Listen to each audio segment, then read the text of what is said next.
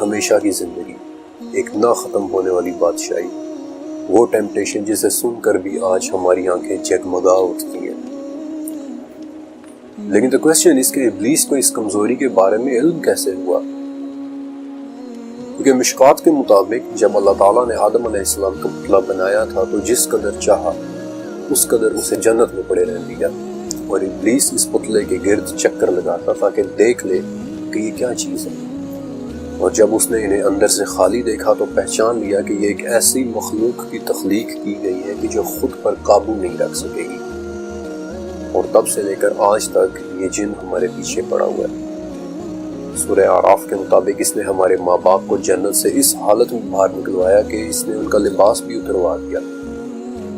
اور وہ اور اس کے ہم نشین ہمیں اس جگہ سے دیکھتے ہیں کہ ہم انہیں نہیں دیکھ سکتے۔ ابلیس یوں ہی کسی انسان کے پاس نہیں آتا بلکہ بہت خوبصورتی کے ساتھ اپنا جال بچھاتا ہے۔ He sets the stage set کرتا ہے،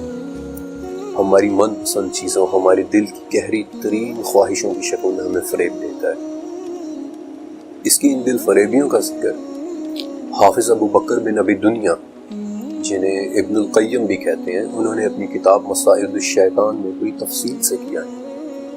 لیکن بدقسمتی سے اس کتاب کا کسی نے اردو میں ابھی تک ترجمہ نہیں کیا۔ اس کا ہم پر انفلوئنس سب سے زیادہ حالت ضعف میں ہوتا ہے، یعنی کمزوری کی حالت میں،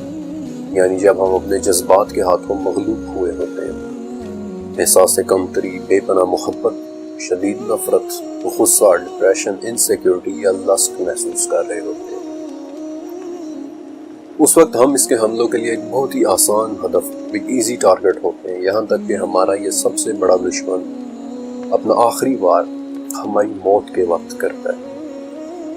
ایک جرمن کتاب ہے Das Islamische Totenbuch، یعنی کہ Islamic book of the dead.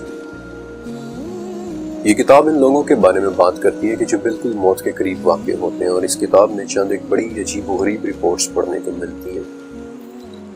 مثلا موت کے قریب ایک شخص بالکل ایک انجان چہرے کو دیکھنے کے متعلق بتاتا ہے کہ جو اس کے پاس پانی کا ایک پیالہ لے کر آیا ہے اور کہتا ہے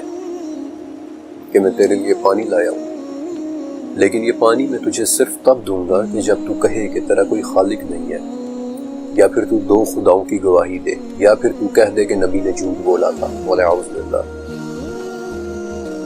اپنی اس ریسرچ کے دوران ابلیس نامی یہ جن مجھے ہر کلچر، ہر تہذیب میں کسی نہ کسی صورت میں نظر آیا، لیکن حیرت انگیز طور پر اگر کسی ایک کلچر میں مجھے ابلیس ایک بدترین کردار میں ملا تو اسی کے ساتھ موجود ایک دوسرے کلچر میں مجھے اس کی عبادت ہوتی ہوئی نظر آئی۔ I'll give you an example۔ قدیم عراق یا میسوپوٹامیہ میں ایک نہایت ہی خطرناک جن لمستو کے بارے میں ذکر ملتا ہے کہ وہ بچوں کو نقصان پہنچاتا ہے اور عورتوں کو مسکیریجز کاز کرتا ہے۔ لیکن یہی لمستو اینشینٹ ایران میں لاما کے نام سے معبود بنا ہوا نظر آتا ہے۔ انفیکٹ اس معبود لاما کی شکل آج بھی قدیم ایرانی تہذیب کا ایک سمبل ہے، یعنی کہ پروں والا ایک بیل۔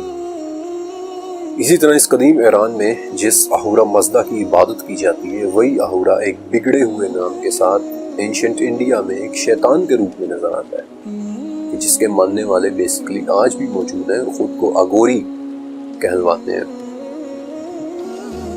ہماری ہر ٹیمپٹیشن، ہماری ہر جائز ناجائز خواہش جس کی تکمیل کے لیے ہم کسی بھی حد تک جانا چاہتے ہیں، ابلیس ہمیں اس روپ میں نظر آتا ہے۔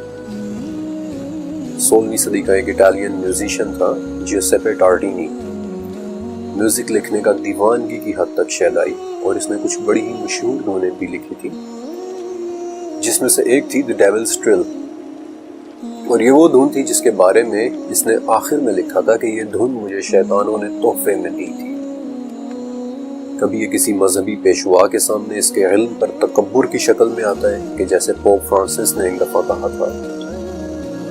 کہ ابلیس بہت عقل مند ہے، یہ بہت سے مذہبی پیشواؤں سے زیادہ مذہب کو جانتا ہے۔ اس ماڈرن ایج میں کہ جب اسپیشلی مغربی دنیا میں جہاں مذہب کے ماننے والے دھیرے دھیرے کم ہوتے چلے جائیں